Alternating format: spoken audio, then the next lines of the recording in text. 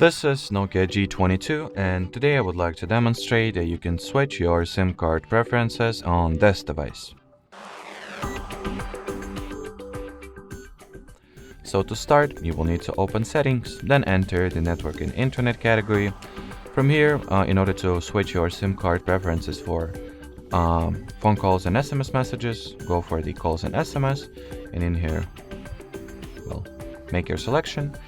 Yeah, and if you would like to change the SIM card you use for mobile data, you will need to open the SIMs menu, then open the page of the SIM card that is currently selected, turn the mobile data over here off, then get back to the SIM card you would like to now use as your preferred choice for the cellular data, and enable the toggle Edits page. Alrighty, so that will be it for this video. Thanks for watching, thanks for your attention, and bye bye.